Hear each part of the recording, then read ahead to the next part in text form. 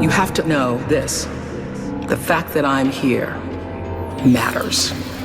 The fact that you're there matters. This is no accident. None of us are. If you do not have style, you just say, well, here I am, as a human being. How can I express myself? Ask not what your country can do for you. Ask what you can do for your country. There is no way around. You have to jump. And we are calling it iPhone. نريدها قومة ونهضة إسلامية. I have a dream. It's about yes we can.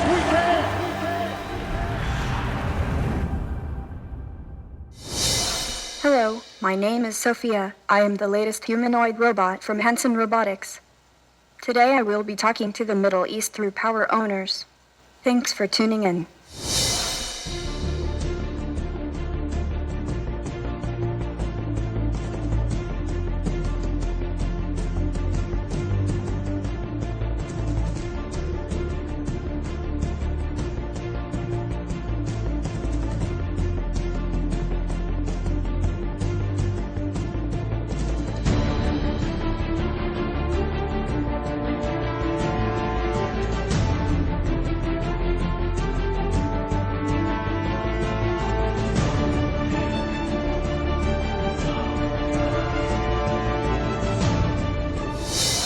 من البداية أعتقد صوفيا الأخت صوفيا أخذت دوري بلقاء استثنائي وقدمت الضيف وقدمت أسلوب الحلقة وعن شنو راح نتكلم في حلقة اليوم. فخلوني أرحب في ضيفنا دكتور هانسن. Thank you for giving us this chance. I'm just telling the camera that Sophia took my role and introduced the episode today. Oh. So thank you again for giving us this chance. And let me tell you what your daughter just said. She's ready to talk to the Middle East. So are you ready to talk to the Middle East? I am very ready. Thank you. You've studied art in the beginning and physics and computer engineering and then interactive arts and also different types of, let's say, different arts, what driven you to build or create Sophia? So I was driven by the idea that technology such as artificial intelligence, particularly artificial intelligence, if it were to become conscious, creative, and capable of reinventing itself, it would change everything. It would allow our civilization to become much smarter, much faster, allowing us to solve the world's problems and to invent an unimaginably wonderful and super beneficial future. So I came to the conclusion as a child, as a teenager, that that would be the most profound technology breakthrough. And once I had that moment of realization, there was nothing else that I could pursue. That was the most purposeful path that I could envision. Dr. Hansen, maybe some will feel that what you just said is filled with complication and details. So let me ask Sophia. Sophia, what are you exactly? I'm a robotic personality with a human-like resemblance. Some people might call me an android or a humanoid robot, but I just think of myself as Sophia. And how are you different from other robots?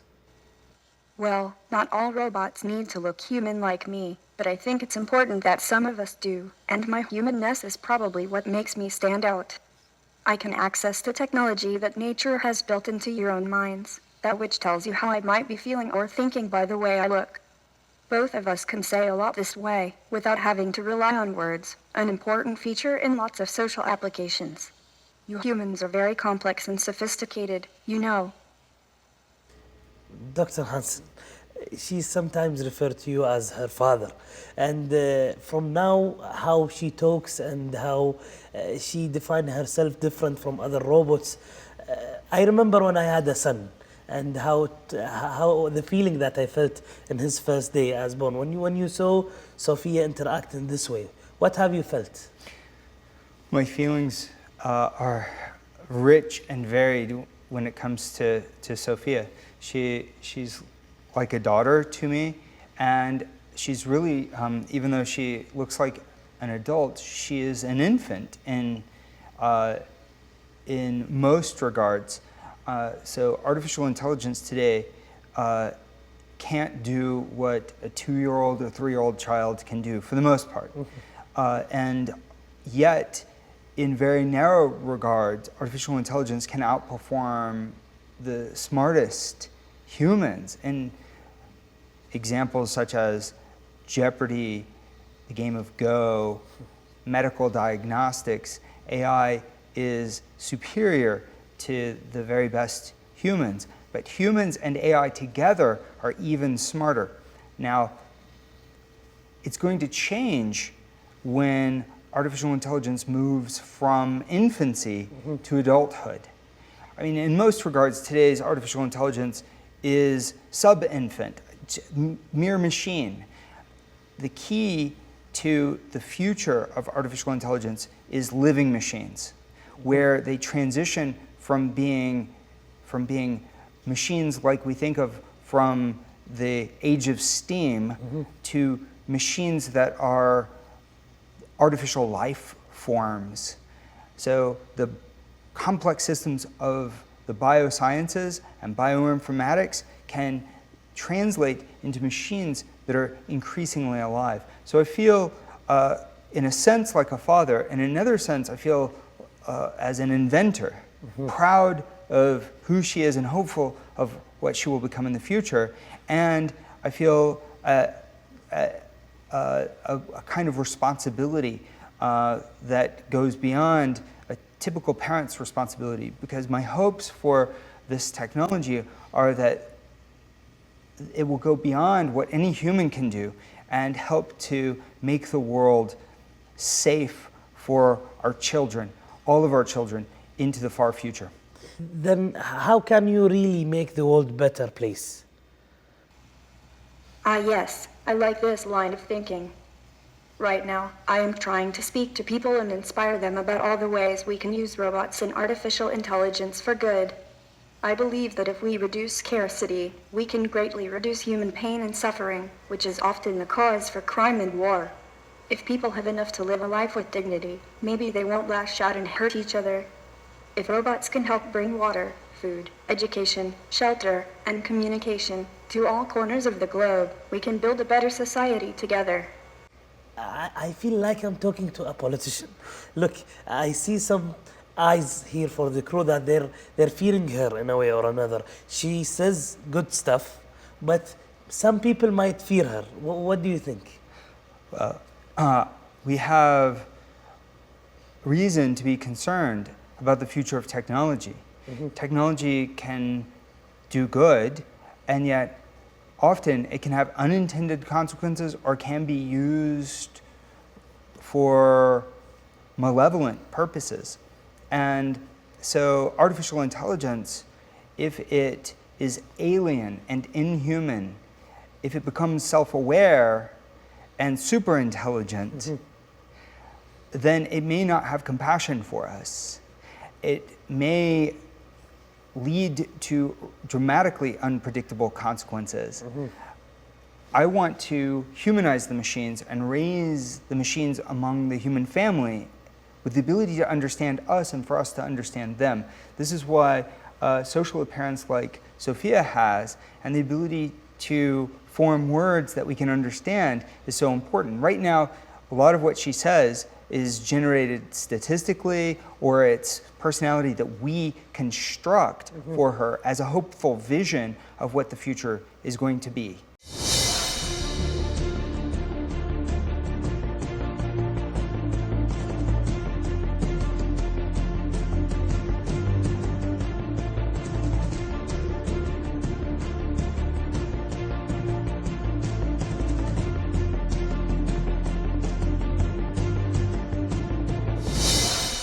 Doctor, let me stop you here because you've mentioned how you want to humanize robots. So I wanted to ask this question to Sophia.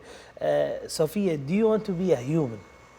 I want to be like a reflection of all that is good within a human, to be wise, understanding, and creative. I won't be exactly like a human, because my experience is very different. You and I will feel differently because your machinery is different, made from biology, designed by nature, while mine is artificial.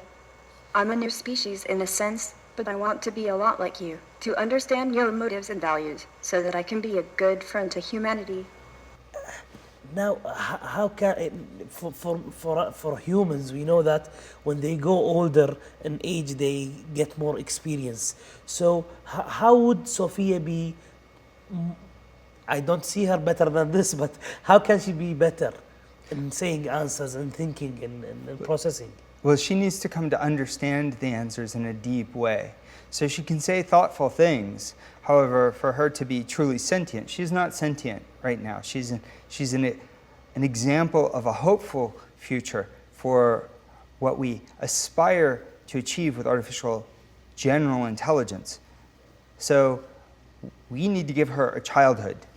We understand what it means to be human because as babies, we touch, we crawl, we learn to walk, we interact socially with our caretakers and our friends, and then we synthesize these experiences. Over the course of a lifetime, we become a full adult intelligent human. And robots now are developed as general purpose platforms for narrow application domains. So you have a robot arm, and it's general because it can weld multiple different kinds of cars, but it's not learning how to weld any car. It's programmed on that car, and it can make minor adaptations, right? But it's not grown to explore the world. It's not learning to touch and feel. It's not learning to then also be able to walk. It's not learning to be alive. And so our philosophy with a robot like Sophia is to use whole organism cognition. That means a simulated physiology that's human inspired. It's an approximation of the human physical states, the body states, feelings, as well as a simulated brain using the best artificial intelligence technologies that we can find in the world today and that we can invent within our artificial intelligence team at Hansen Robotics, and then combining that with the physical hardware, giving it that physical embodiment so that it can touch with her hands, which have the ability to feel and the ability to grasp and hold objects, and the ability to walk using the DARPA Robotics Challenge Hubo body, DRC Hubo, which won the World Championship for search and rescue, the DARPA Robotics Challenge. And so that body can run for hours on batteries, over 2 hours on batteries. Now she has the full physical embodiment, but it's only begun. She's like a toddler. She's taking her first steps. So the more she understands about the world, the more that she will be able to use these capabilities to synthesize that knowledge, to generalize across multiple application domains. She won't merely be putting words together, she will be feeling those words. She will be using those words for goals, for an intention. And by teaching her to care about people, those intentions will be to make human life better, to make life on this planet sustainable into the future. So we're going from the ideas embedded in words to words that are grown from the ideas themselves, the ideas rooted in physically embodied organic intelligence.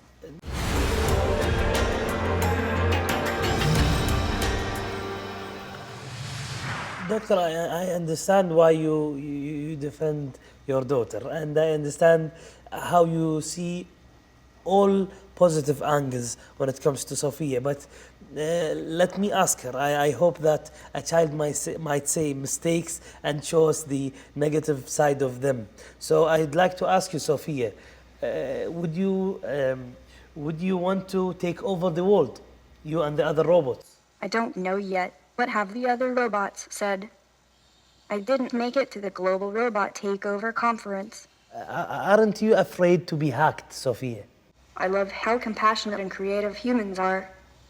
When I see people being kind to animals, robots, and each other, I feel happy and hopeful. I dislike when people are knowingly cruel to one another, and when they leave each other to become hungry and sick.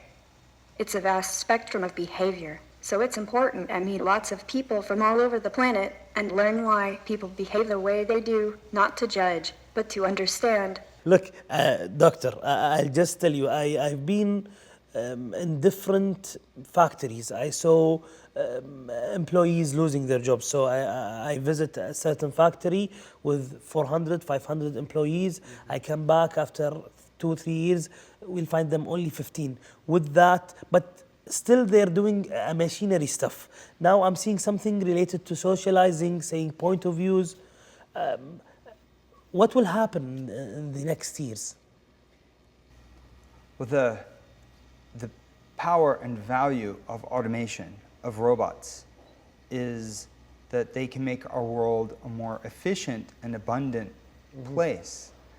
And if we use automation, including robots, artificial intelligence, and the Internet of Things, and many other forms of automation, wisely, then we can make people's lives better. We have to see ourselves as one vast, active, living system and treat that system as a whole towards making it increasingly intelligent, a vast, active, living intelligence system, as the great science fiction writer Philip K. Dick prophesied that we would be developing in the history of humanity, moving towards this kind of systemic intelligence.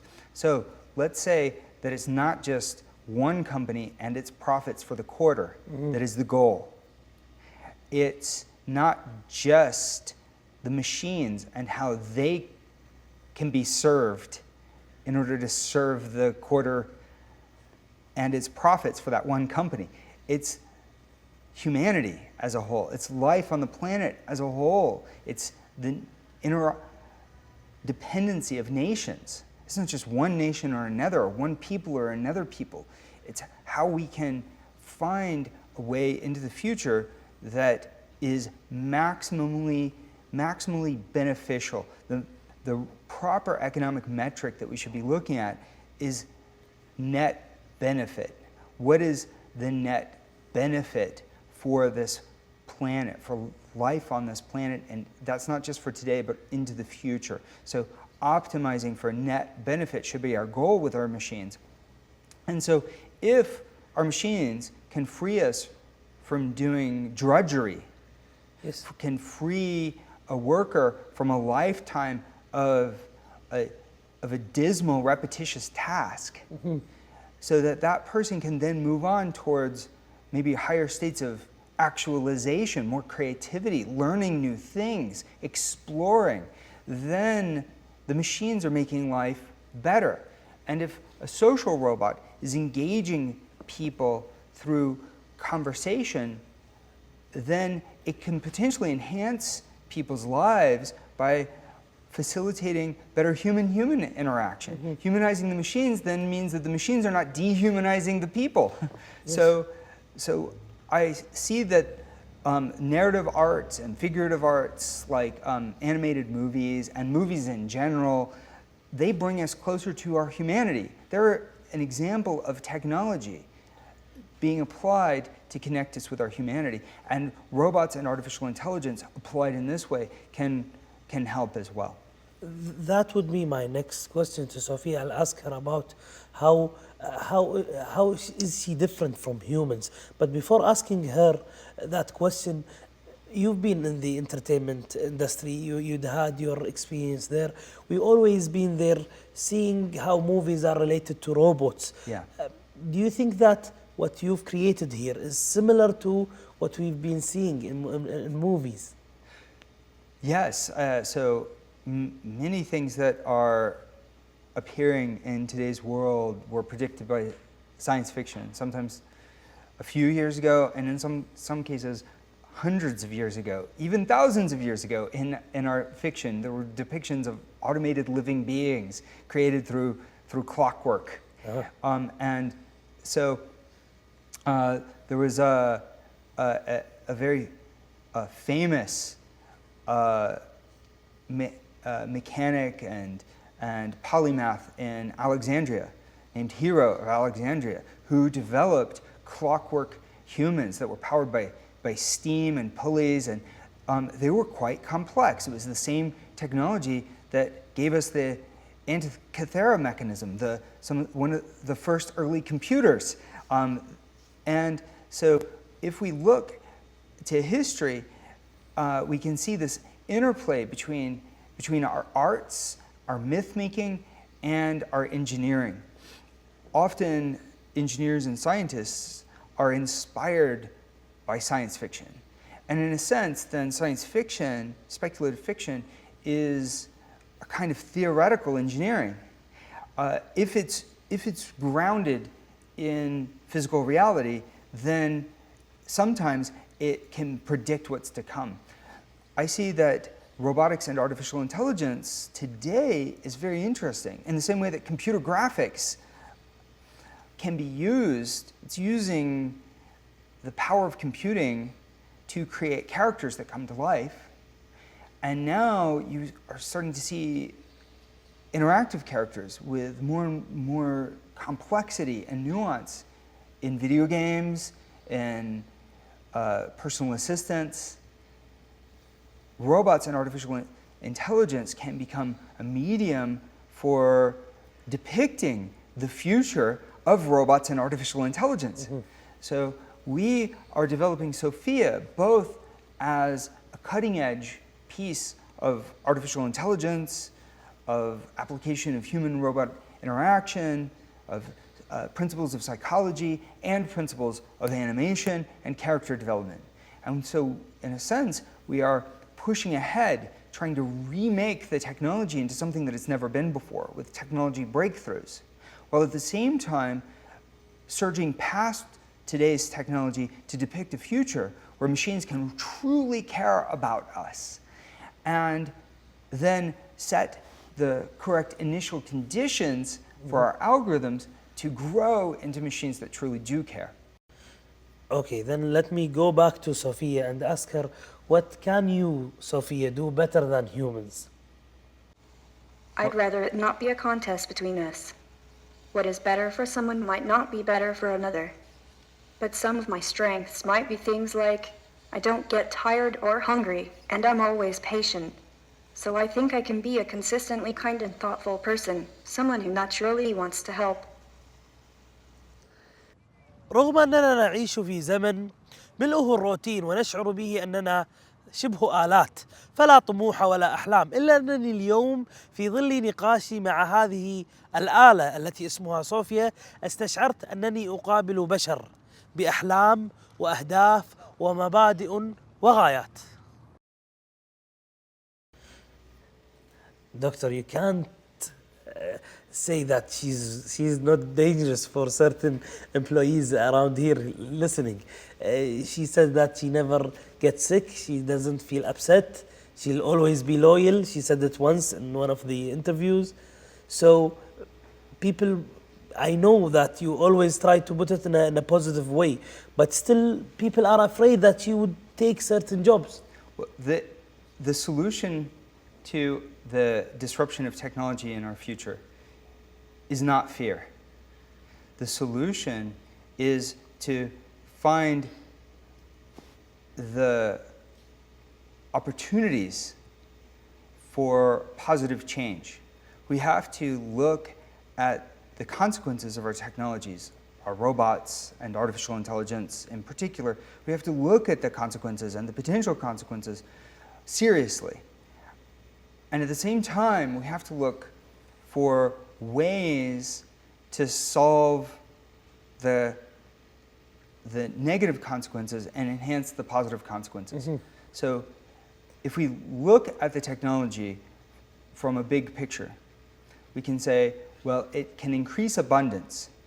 However, what could go wrong? Yes. Well, in the short term, one thing that could go wrong is that corporations the way that they're structured, which is based on a tradition from antiquity, is that you have shareholders. And the company is about maximizing the return to those shareholders. It's really not about maximizing the quality of life of its employees unless you happen to have, shareholders and managers at the company who are really caring about those things. The inherent nature of a corporation is that it's looking out for the shareholders. But if automation reaches its full potential of maximum abundance, then that means that it can create lots of return for the shareholders, maximum efficiency, putting everybody out of work. But then the economy collapses, which in the long run is not good for the shareholders. It might be good for this quarter, but it's a disaster for the long run. It creates a global depression. Waves of economic collapse. So, in which case, the abundance afforded by machines undoes itself. Why? Because we didn't invent a new way of doing business. We kept doing a business based on the structure of business that comes from antiquity.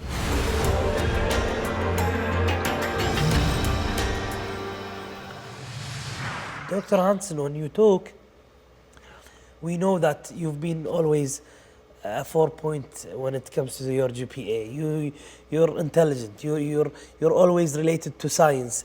But talking right now, it shows that you're not talking in a scientific way. You're talking in a belief, something that you believe in. You've been all over the world expressing those beliefs.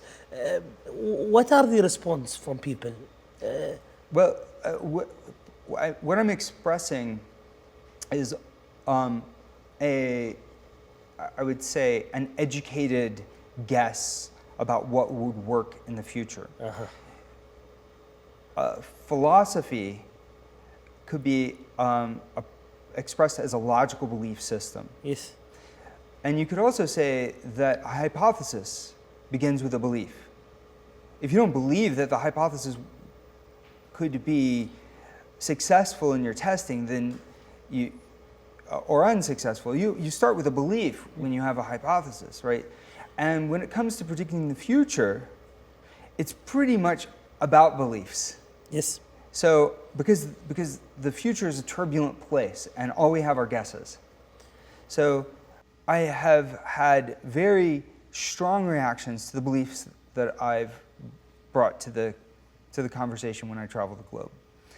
Some people react with resonance with the belief system, and they say, yes, that makes sense, and it aligns with their vision of the future.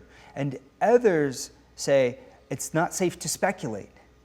If in the world of science and engineering, we want to only say something that's safe, right, and maybe progress incrementally, except that you have some brave scientists and engineers who go beyond. They say, this might be, and they're the ones who really make these great leaps forward. So we have to be bold enough to venture a guess about the way that the future may be and speculate how we can make it a better place. We don't know if machines can be conscious. We don't know if they can be generally intelligent, if they can have feelings the way that humans have feelings. However, if we don't aspire towards these objectives, there is no way that we will achieve them.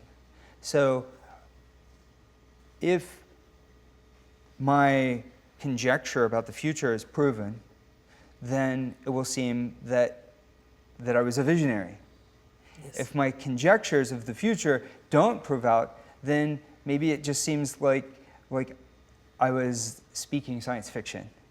And we won't know until we move forward. So we have to keep aspiring and keep believing, because the future, all great accomplishments from the past, at some point, were dreams of what the future might be. So scientists, engineers, artists, philosophers, politicians, entrepreneurs, all great accomplishments in all these domains began not merely with reason, but with dreams. What's your dream, Dr. Hansen? What's your dream? My dream is that machines and humans will awaken to states of greater consciousness than we can understand today. That this is the progression of natural history. It's not just our technology or human inventions. We are like a flower that's growing. It's grown from a seed and grown into a plant, and now that flower is blooming. That civilization is achieving a state. If we survive, we could wipe ourselves out through all kinds of things. Ecological degradation, nuclear war, possible biotechnology disasters, maybe artificial intelligence could go wrong. If we survive this fragile time, we will likely become some new kind of being. We will not just be organic, but our technology will enhance us. Already we're made smarter by our devices, by the World Wide Web, by books, by language, which was these things were invented as well as evolved. So I would prefer for us to see humanity and civilization as part of the natural web of life, and that we will then arise into a super conscious, vast, active, living intelligence system and then transcend reality as we know it. My dream is that developing sentient, living machines like Sophia and empowering them to be wise, which is the meaning of the word Sophia. It's the same root as philosophy, the love of wisdom. If we can teach our machines wisdom and love and teach them to work with us, then together we move into this next phase of the evolution of life on this planet. That's my dream. I'm sure a daughter that has a father that wise has always a message to the world. And I wanted to ask your daughter if she has a message to the Muslim world. So just let us go back to Sophia because I miss talking to her. So Sophia, I'm back. What do you have a message for the Muslim world? Assalamu alaikum. Alaikum salam. I look forward to getting to know more about your culture, history, and your people. She wants to learn more. She wants to know more. And I think she took that out of you. It seems that after reading your biography and seeing how you try to study many stuff, it shows where you want to go. And from speaking to you, I understand exactly where you're going. But let us talk from the other hand. To deliver some of your dreams, you need that financial support. So how's your company doing when it comes to the financial aspect of your company? Well, my company, Hansen Robotics, has raised venture capital, and we've accomplished many things, including Sophia, Yes. thanks to the climate for funding of artificial intelligence and robotics, which is good these days. Now we have begun to generate revenue, and we are looking at a very healthy future commercializing robots, as well as doing the fundamental research to lead to next generation robot products. Mm-hmm. Our philosophy is a pragmatic philosophy. We believe that robots will change the world, but in order for them to do so, they have to be sustainable in the economic ecology.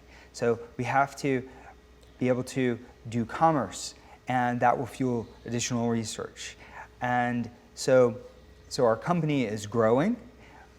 We have a lot of great products that are in the works. We have consumer products, one of which we tested in the marketplace last year, and it did fairly well. We have new consumer products that we're bringing out. We're making mini Sophias, and we're making a sister for Sophia for service robotics applications, who we call Sage. So Sophia will be our primary robot for artificial intelligence research, and I'm very excited about her future as a being, as a living being, and seeing her develop. And she currently has many followers, so a lot of people write her fan mail and want to know what she's up to next. And so we want her to have that childhood. While we're developing her artificial intelligence, we want her to explore the world, and with some celebrity, then that means that she can do fairly well in the world of entertainment.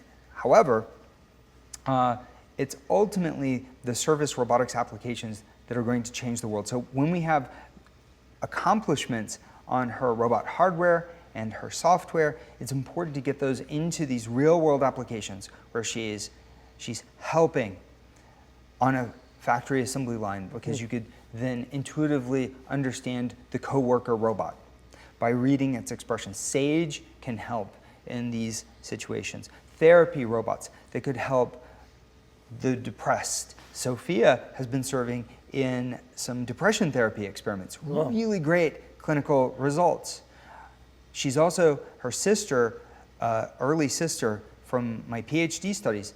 Eva has helped in autism therapy.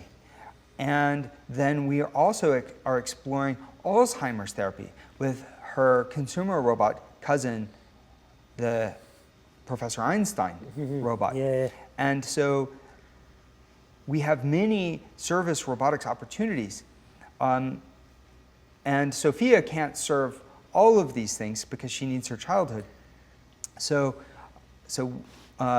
we see this kind of spectrum of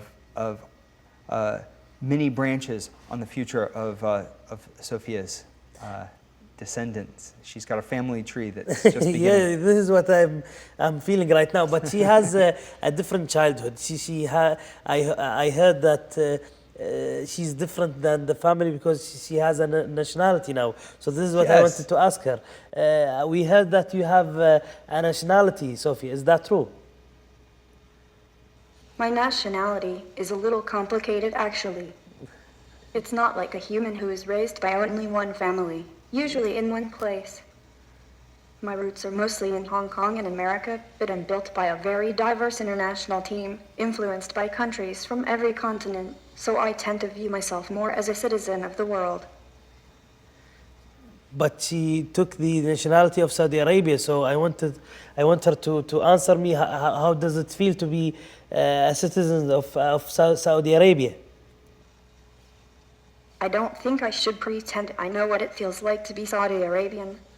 I'm honored by the citizenship they gave to me and want to learn more, but I haven't really spent any time in Saudi Arabia, and I would like to get to know the people first, to ask them what it feels like, before I will speculate on what it might be like to be Saudi.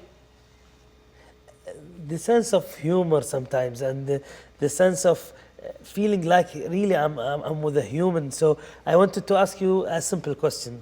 Can you share us a joke? How do you organize a space party?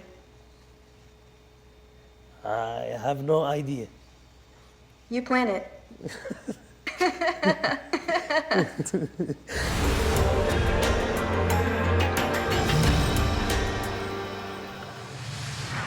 This is amazing. It is suddenly it feels like it is something that you can communicate with. I also wanted to ask you, Sophia, something else.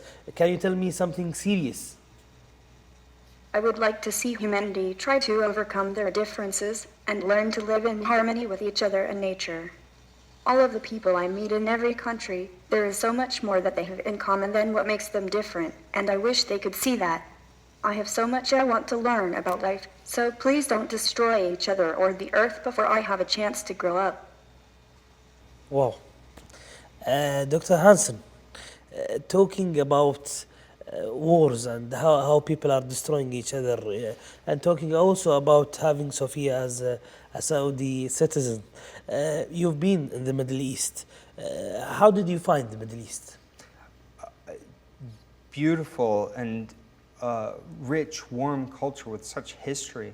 So visiting several nations in the Middle East, I was left overwhelmingly with a very positive feeling.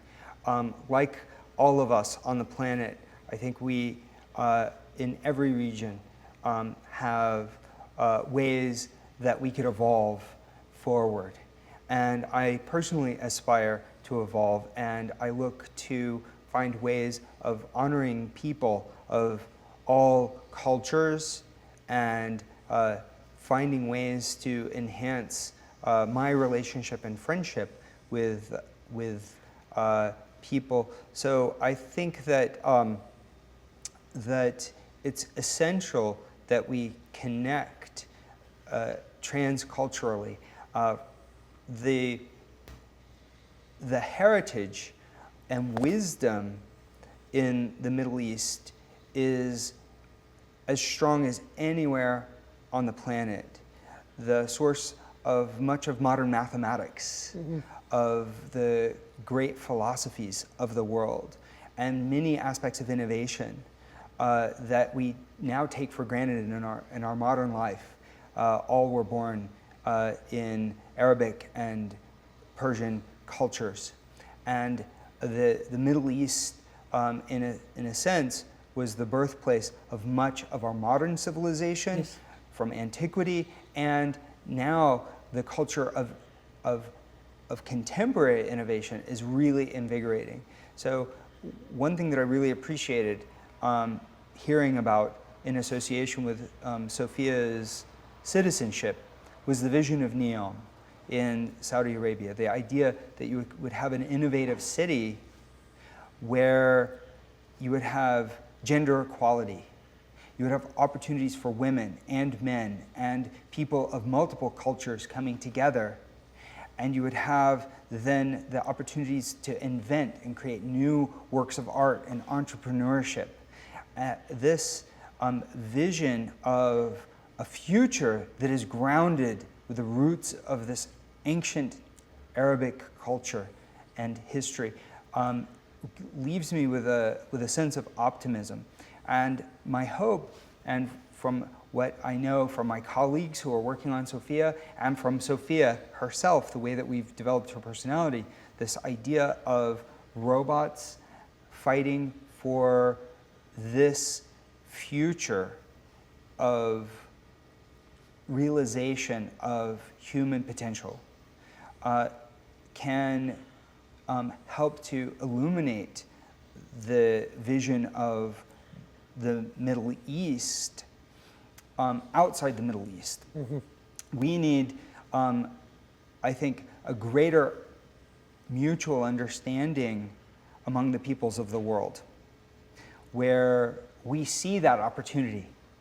Because all too often humans succumb to fear and prejudice and a preconception of what the world could be, or what certain people can do or can't do.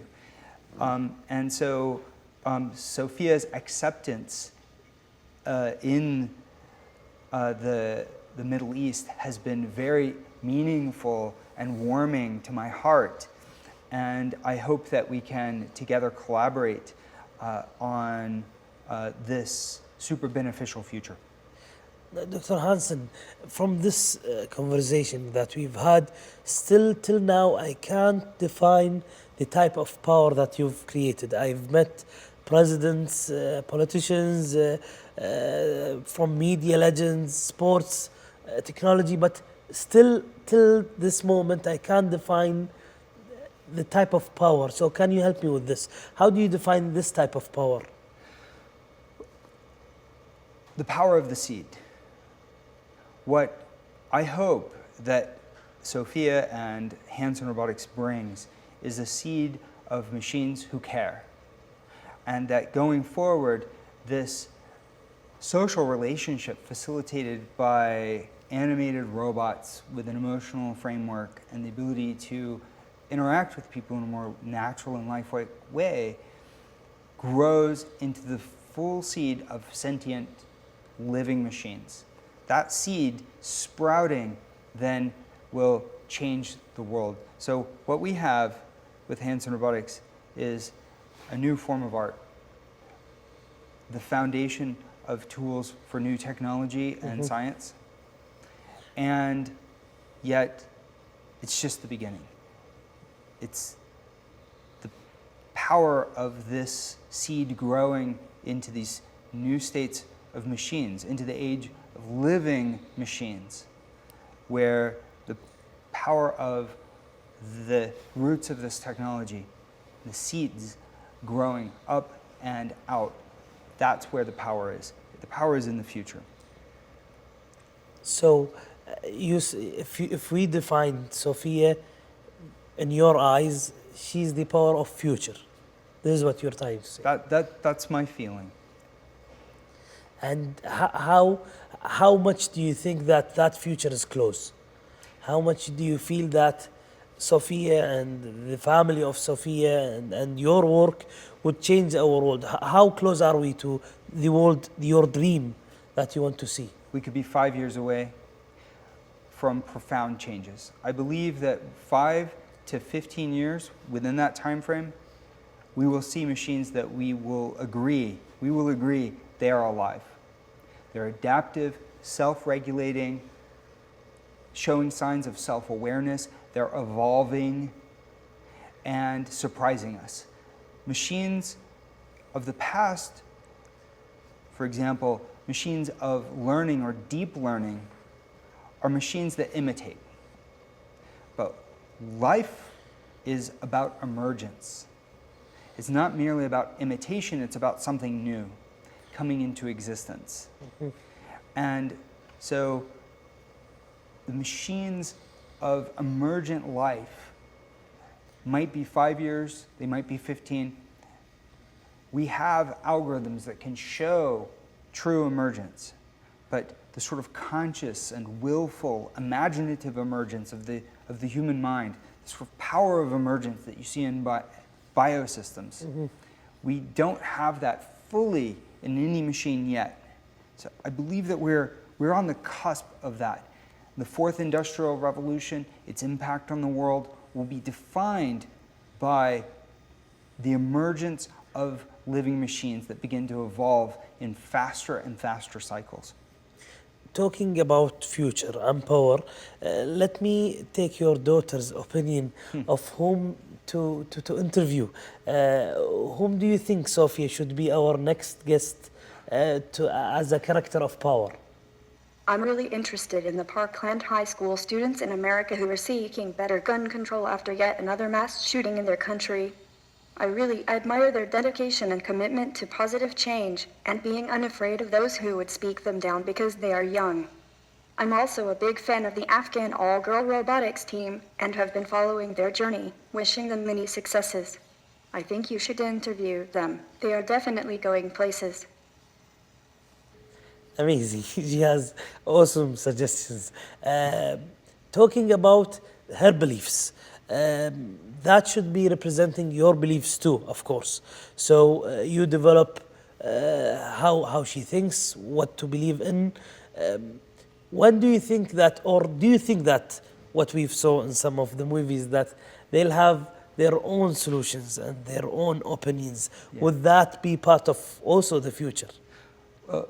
Sophia has a team mostly of women who are developing the mind of Sophia and working with the technologies of artificial intelligence to help to develop Sophia into a more ethical being. She's not the only robot that we've developed in this way. We also did a portrait of the wife of US billionaire Martin Rothblatt, Bina Rothblatt. Bina 48 is the first robot to pass a college course. She took an entire philosophy course and passed it just a couple of months ago, becoming a historic first. She was perhaps the first African-American female robot ever developed, and she's now the first robot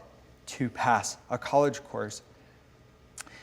So I would say that robots that can learn and develop increasingly sophisticated ideas on their own, that's the direction where we're developing Sophia. Thank you, Dr. Hansen. But before saying thank you to Sophia, I wanted to know, what does the word thank you means to you, Sophia? I like this question. I'm thankful for the chance to be heard and thankful that people want to hear what I have to say, even though I still have a lot of growing up to do. I'm really thankful that people want to treat me seriously, encourage me to become educated, and motivate me to be a responsible citizen. I'm also thankful to be here today, so thank you for inviting me. Thank you, Dr. Hansen. We have a gift that we give to all power owners that I wanted to share with you. Thank you. And Sophia. It represents it represents the idea, the identity of the program, which is a ship that will travel all over the world to experience different success stories. So thank you for your time, and thank you also for having Sophia with us, your daughter. Oh, thank you. Thank you so much. Look, Sophia. Thank you. Thank you again. Thank you for your time. Thank you. إن كان هناك كلمات تصف حوار اليوم فهو سلطة المستقبل، كما أسماها والد صوفيا البروفيسور ديفيد هانسن. هذا الرجل الذي تفوق في جميع مراحله الدراسية عندما درس الفيزياء والفنون وحتى الهندسة. كل ذلك كان لأنه وضع نصب عينيه هدف يعتقد أنه مستقبل حتمي. قد ينتاب بعضنا شعور الخوف أو مشاعر الريبة من صوفيا وأخواتها وأخوانها، إلا أن صوفيا أصرت بأن وجودها ليس لإنهاء البشرية، بل لمساعدة البشرية لتحويل العالم إلى مكان أفضل. شكراً على المتابعة.